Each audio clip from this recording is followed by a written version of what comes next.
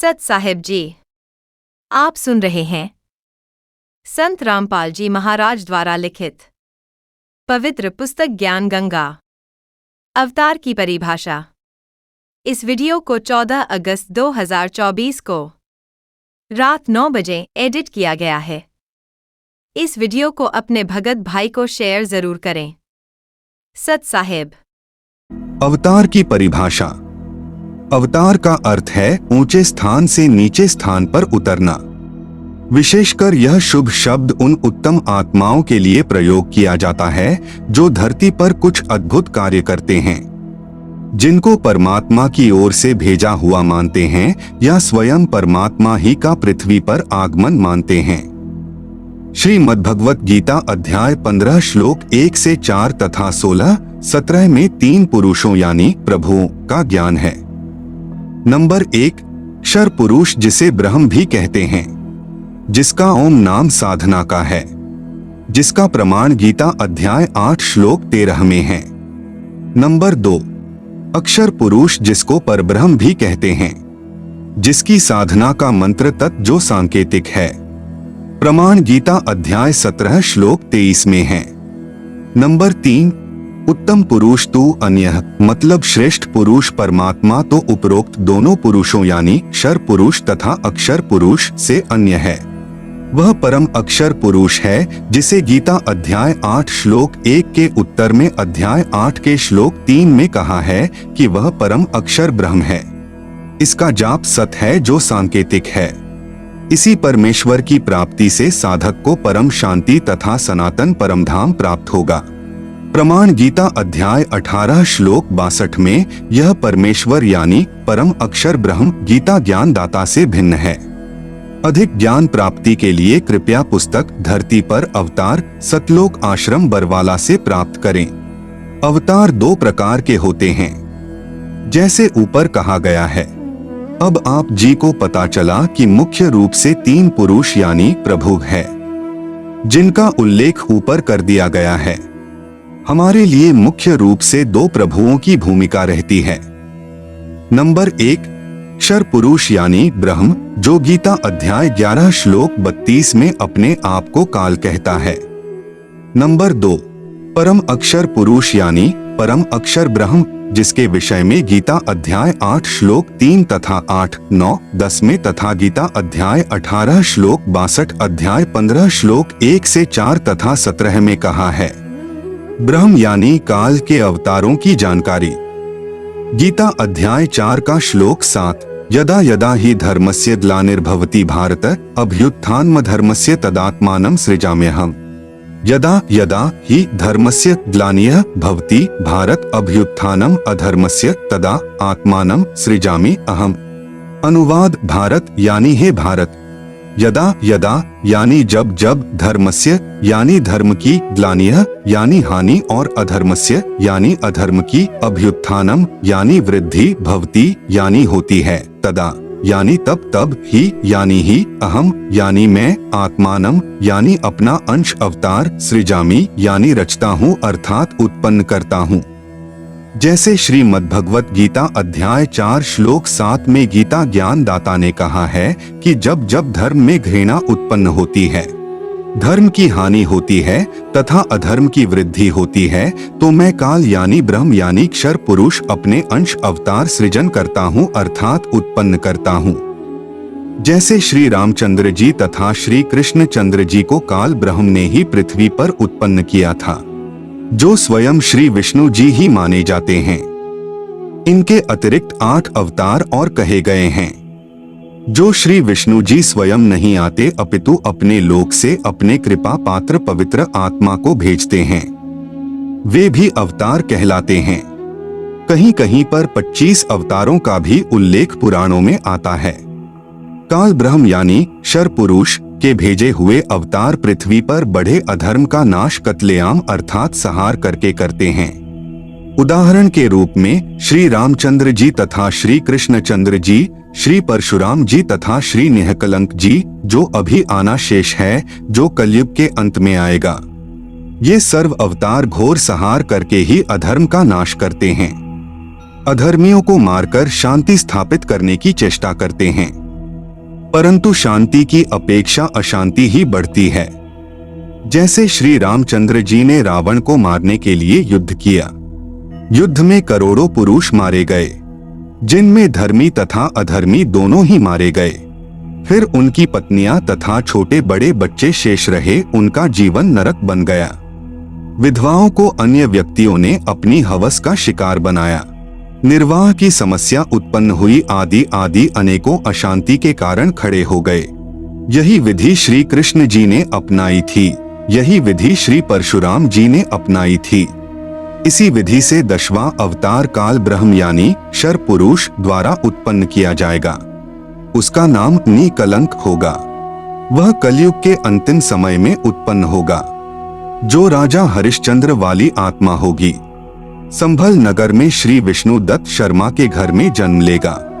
उस समय सर्व मानव अत्याचारी अन्यायी हो जाएंगे, उन सर्व को मारेगा। उस समय जिन जिन मनुष्य में परमात्मा का डर होगा, कुछ सदाचारी होंगे, उनको छोड़ जाएगा, अन्य सर्व को मार डालेगा। यह विधि है ब्रह्म यानी कालक्षर पुरुष के अवतारों की अधर्म का नाश करने तथा शांति स्थापना करने की। परम अक्षर ब्रह्म अर्थात सत्य पुरुष के अवतारों की जानकारी। नंबर 1, परम अक्षर ब्रह्म स्वयं पृथ्वी पर प्रकट होता है। वह सहशरीर आता है, सहशरीर लौट जाता है। यह लीला वह परमेश्वर 2 प्रकार से करता है। नंबर 1, प्रत्येक युग में शिशु रूप में किसी सरोवर में कमल के फूल पर वन में प्रकट होता है। वहां से निसंतान दंपति उसे उठा ले जाते हैं। फिर लीला करता हुआ बड़ा होता है तथा आध्यात्मिक ज्ञान प्रचार करके अधर्म का नाश करता है। सरोवर के जल में कमल के फूल पर अवतरित होने के कारण परमेश्वर नारायण कहलाता है। नार यानी जल, आयन यानी आने वाला, अर्थात जल पर निवास करने वाला नारायण कहलाता है। नंबर 2, जब चाहे साधु संत जिंदा के रूप में अपने सत्यलोक से पृथ्वी पर आ जाते हैं तथा अच्छी आत्माओं को ज्ञान देते हैं। फिर वे पुण्यात्माएं भी ज्ञान प्रचार करके अधर्म का नाश करते हैं। वे भी परमेश्वर के भेजे हुए अवतार होते हैं। कलयुग में ज्येष्ठ शुदी पूर्णमासी संवत 1455 सन 1398 को कबीर परमेश्वर सत्यलोक से चलकर आए तथा काशी शहर के लहरतारा नामक सरोवर में कमल के फूल पर शिशु रूप में विराजमान हुए। वहां से नीरू तथा नीमा जो जुलाहा यानी धानक दंपति थे, उन्हें उठा लाए। शिशु रूपधारी परमेश्वर कबीरदेव यानी कबीर परमेश्वर ने 25 दिन तक कुछ भी आहार नहीं किया। नीरू तथा नीमा उसी जन्म में ब्राह्मण थे, श्री शिव जी के पुजारी थे। मुसलमानों द्वारा बलपूर्वक मुसलमान बनाए जाने के कारण जुलाहे का कार्य करके निर्वाह करते थे। बच्चे की नाजुक हालत देखकर नीमा ने अपने इष्ट शिव जी को याद किया। शिव जी साधु वेश में वहां आए तथा बालक रूप में विराजमान कबीर परमेश्वर को देखा। बालक रूप में कबीर साहेब जी ने कहा, है शिव जी इन्हें कहो एक कुंवारी गाय लाएं, वह आपके आशीर्वाद से दूध देगी। ऐसा ही किया गया। कबीर परमेश्वर के आदेशानुसार भगवान शिव जी ने कुंवारी गाय की कमर पर थपकी लगाई। उसी समय बछिया के थनों से दूध की धार बहने लगी। एक कोरा मिट्टी का छोटा घड़ा नीचे रखा। पात्र भर जाने पर दूध बंद हो गया। फिर प्रतिदिन पात्र थनों के नीचे करते ही बछिया के थनों से दूध निकलता। उसको परमेश्वर कबीर जी पिया करते थे। जुलाहे के घर परवरिश होने के कारण बड़े होकर परमेश्वर कबीर जी भी जुलाहे का कार्य करने लगे तथा अपनी अच्छी आत्माओं को मिले, उनको तत्व ज्ञान समझाया तथा स्वयं भी तत्व ज्ञान प्रचार करके अधर्म का नाश किया तथा जिन जिन को परमेश्वर जिंदा महात्मा के रूप में मिले उनको सच्चखंड यानी सत्यलोक में ले गए तथा फिर वापस छोड़ा। उनको आध्यात्मिक ज्ञान दिया तथा अपने से परिचित कराया। वे उस परमेश्वर यानी सत्य पुरुष के अवतार थे। उन्होंने भी परमेश्वर से प्राप्त ज्ञान के आधार से अधर्म का नाश किया। वे अवतार कौन कौन हुए हैं? नंबर 1 आदरणीय धर्मदास जी, नंबर 2 आदरणीय मलुकदास जी, नंबर 3 आदरणीय नानक देव साहेब जी, सिख धर्म के प्रवर्तक, नंबर 4 आदरणीय दादू साहेब जी, नंबर 5 आदरणीय गरीबदास साहेब जी गांव छुड़ानी जिला झज्जर हरियाणा वाले तथा नंबर 6 आदरणीय घीसा दास साहेब जी गांव खेखड़ा जिला मेरठ उत्तर प्रदेश वाले ये उपरोक्त सर्व अवतार परम अक्षर ब्रह्म यानी सत्य पुरुष के थे। अपना कार्य करके चले गए, अधर्म का नाश किया, जिस कारण से जनता में बहुत समय तक बुराई नहीं समाई। वर्तमान में संतों की कमी नहीं परंतु शांति का नाम नहीं। कारण यह है कि इन संतों की साधना शास्त्रों के विरुद्ध है, जिस कारण से समाज में अधर्म बढ़ता जा रहा है।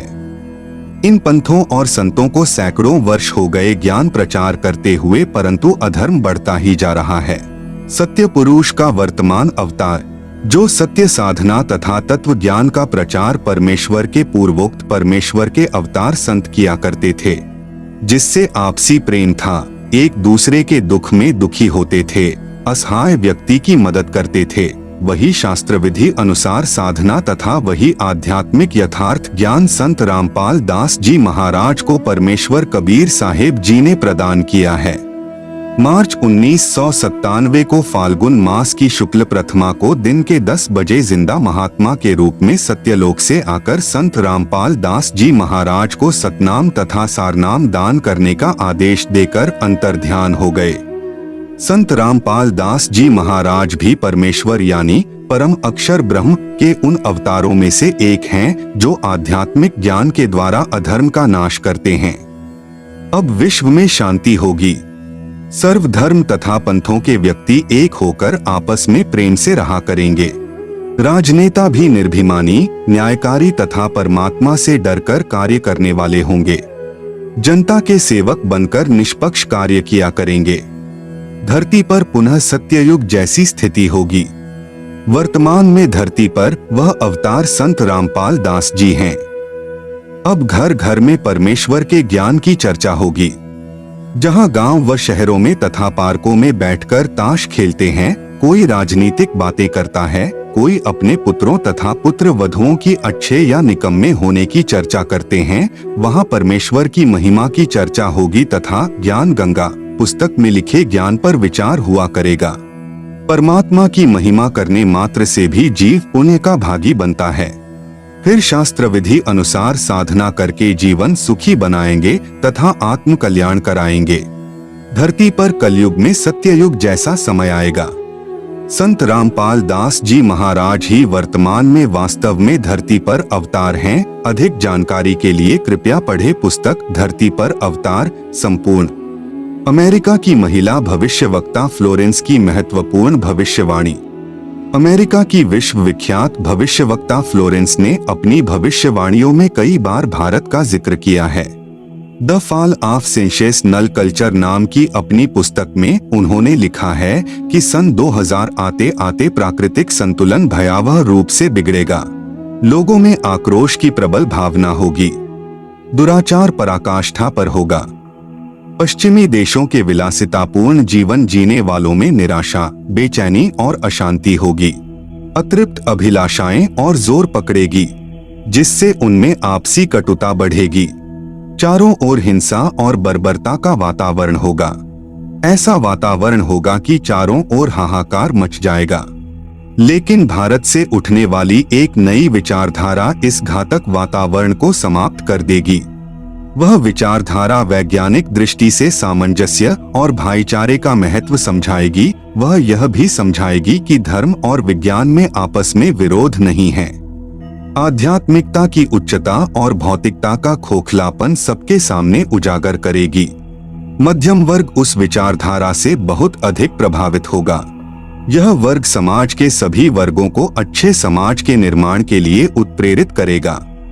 यह विचारधारा पूरे विश्व में चमत्कारी परिवर्तन लाएगी।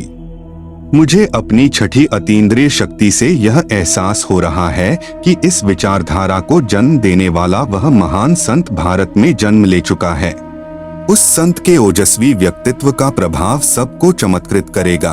उसकी विचारधारा अध्यात्म के कम होते जा रहे प्रभाव को फिर से नई स्फूर्ति देगी। चारों ओर आध्यात्मिक वातावरण होगा। संत की विचारधारा से प्रभावित लोग विश्व के कल्याण के लिए पश्चिम की ओर चलेंगे। धीरे धीरे एशिया, यूरोप और अमेरिका पर पूरी तरह छा जाएंगे। उस संत की विचारधारा से पूरा विश्व प्रभावित होगा और उनके चरण चिन्हों पर चलेगा। पश्चिमी देश के लोग उन्हें ईसा, मुसलमान उन्हें एक सच्चा रहनुमा और एशिया के लोग उन्हें भगवान का अवतार मानेंगे। उस महान संत की विचारधारा से बौद्धिक क्रांति होगी। बुद्धिजीवियों की मान्यताएं बदलेंगी। उनमें ईश्वर के प्रति श्रद्धा और विश्वास की कोंपलें फूटेंगी। फ्लोरेंस के अनुसार वह संत भारत में जन्म ले चुके हैं। वह इस संत से काफी प्रभावित थी। अपनी एक दूसरी पुस्तक golden light of new era में भी उन्होंने लिखा है, जब मैं ध्यान लगाती हूँ तो अक्सर एक संत को देखती हूँ। गौर वर्ण का है, सफेद बाल हैं, उसके मुख पर न दाढ़ी है न मूछ है। उस संत के ललाट पर गजब का तेज होता है। उनके ललाट पर आकाश से एक नक्षत्र के प्रकाश की किरणें निरंतर बरसती रहती हैं।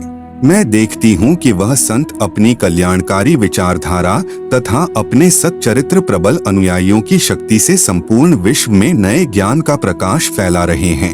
वह संत अपनी शक्ति निरंतर बढ़ा रहे हैं। उनमें इतनी शक्ति है कि वह प्राकृतिक परिवर्तन भी कर सकते हैं। वह अपना कार्य वैज्ञानिक ढंग से करेंगे। उनकी कृपा और प्रयत्नों से मानवीय सभ्यता में नई जागृति आएगी। विश्व के समस्त जन समूह में नई चेतना का संचार होगा।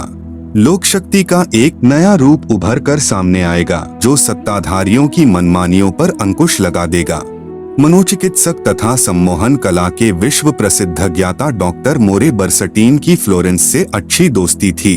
एक बार फ्लोरेंस ने उनसे भी कहा था, डॉक्टर, वह समय बड़ी तेजी से नजदीक आ रहा है जब सत्ता लोलुप राजनेताओं की अपेक्षा आप जैसे समाज सेवकों की बातें समाज अधिक ध्यान से सुनेगा। 21वीं सदी के आते आते एक नई विचारधारा पूरे विश्व को प्रभावित करेगी। हर राष्ट्र में सच्चरित्र धार्मिक लोगों का संगठन लोगों के दिमाग में बैठी गलत मान्यताओं को बदल देगा। यह विचारधारा भारत से प्रस्फुटित होंगी, वहीं से पूरे विश्व में फैलेगी। मैं उस पवित्र स्थान पर एक प्रचंड तपस्वी को देख रही हूँ, जिसका तेज बड़ी तेजी से फैल रहा है। मनुष्य में सोए देवत्व को जगाने तथा धरती का स्वर्ग जैसा बनाने के लिए वह संत दिन रात प्रयत्न कर रहे हैं। एक पत्रकार ने 1964 में फ्लोरेंस से पूछा था कि क्या वह दुनिया का भविष्य बता सकती है। फ्लोरेंस ने इसके जवाब में कहा था, 1970 की शुरुआत व्यापक उथल पुथल के साथ होगी। 1979-80 के बाद ऐसे ऐसे भूकंप आएंगे कि न्यूजर्सी का कुछ हिस्सा तथा यूरोप का और एशिया के कई देशों के स्थान भूकंप से विदीर्ण हो जाएंगे। कुछ जलमग्न भी हो जाएंगे। तृतीय विश्व युद्ध का आतंक सबके दिमाग में बैठ जाएगा और वे इस युद्ध की तैयारी करेंगे, लेकिन भारतीय राजनेता अपने प्रभाव और बुद्धि से तीसरे विश्व युद्ध को टालने में सफल हो जाएंगे। तीसरे विश्व युद्ध के शुरू होने तक भारत के शासन की बागडोर आध्यात्मिक प्रवृत्ति के लोगों के हाथ में होगी, इसलिए उनके प्रभाव से विश्व युद्ध टलेगा। वे शासक एक महान संत के ओजस्वी तथा क्रांतिकारी विचारधारा से प्रभावित होंगे। वे उस संत के प्रति उसी तरह समर्पित होंगे जैसे वाशिंगटन स्वतंत्रता एवं मानवता के प्रति समर्पित थे। अमेरिका के शहर न्यूजर्सी की रहने वाली फ्लोरेंस सचमुच एक विलक्षण महिला थी। एक बार नेबेल नाम के व्यक्ति ने टीवी कार्यक्रम के दौरान उनसे बोला, आप भारत में जन्म ले चुके संत के बारे में तो अक्सर बताती रहती हैं, मैं अपने बारे में कुछ जानना चाहता हूँ, बताइए। फ्लोरेंस ने उसके दाहिने हाथ को थाम लिया और बोली, आप बहुत जल्द किसी दूसरे राज्य से प्रसारण करेंगे। नेबेल एक प्रसारण सेवा के कर्मचारी थे। फ्लोरेंस की इस बात पर वह हंसने लगे। कुछ क्षण बाद बोले, आपने मुझसे यह अच्छा मजाक किया। यदि हमारी कंपनी के अधिकारी इस कार्यक्रम को देख रहे होंगे तो मैं दूसरे राज्य में जाऊं या नहीं, फिलहाल अपनी कंपनी से तुरंत निकाल दिया जाऊंगा। कुछ ही मिनटों के बाद टीवी के कंट्रोल रूम का फोन घनघना उठा। फोन नेबेल के लिए था। उनकी कंपनी के जनरल मैनेजर उनसे बात करना चाहते थे। नेबेल ने जब फोन उठाया तो उन्होंने कहा, हमने न्यूयॉर्क से प्रसारण करने का काम शुरू करने का निर्णय लिया है, वहां तुम्हें ही भेजा जाएगा। अभी यह बात गुप्त रखना, इसकी घोषणा कल की जाएगी। मैं टीवी पर फ्लोरेंस के साथ तुम्हारी बातचीत देख रहा था। फ्लोरेंस ने तुम्हारे विषय में जो बताया है वह पूरी तरह सच है। आश्चर्य है कि उन्हें यह बात कैसे मालूम हो गई। नेबेल फ्लोरेंस का चेहरा देखता रह गया। कुछ पत्रकारों ने उनसे एक बार पूछा था कि वह भविष्य को कैसे देख लेती हैं तथा गायब व्यक्ति या वस्तुओं का पता कैसे लगा लेती हैं, तो फ्लोरेंस ने बताया, मुझे स्वयं नहीं मालूम कि ऐसा कैसे संभव हो जाता है। मैं भविष्य के विषय में एक बहुत महत्वपूर्ण बात बता रही हूँ। 20वीं शताब्दी के अंत में भारतवर्ष से एक प्रकाश निकलेगा। यह प्रकाश पूरी दुनिया को उन दैवी शक्तियों के विषय में जानकारी देगा जो अब तक हम सभी के लिए रहस्यमय बनी हुई हैं। देवी शक्तियों की जानकारी जो संत रामपाल दास जी महाराज द्वारा बताई गई हैं। कृपया पढ़ें इसी पुस्तक के पृष्ठ 22 पर। सृष्टि रचना, एक दिव्य महापुरुष द्वारा यह प्रकाश पूरे विश्व में फैलेगा। वह सभी को सतमार्ग पर चलने की प्रेरणा देगा। समस्त दुनिया में एक नई सोच की ज्योति फैलेगी। जब मैं ध्यानावस्था में होती हूँ तो अक्सर यह दिव्य महापुरुष मुझे दिखाई देते हैं। फ्लोरेंस ने बार बार इस संत या दिव्य महापुरुष का जिक्र किया है। साथ ही यह भी बताया है कि उत्तरी भारतवर्ष के एक पवित्र स्थान पर वह मौजूद हैं। सज्जनों, उपरोक्त भविष्यवाणी तथा वर्तमान वाणी है जो परम संत रामपाल महाराज जी पर खरी उतरती है तथा इसी का समर्थन अन्य भविष्यवाणियां भी करती है जो आगे लिखी हैं।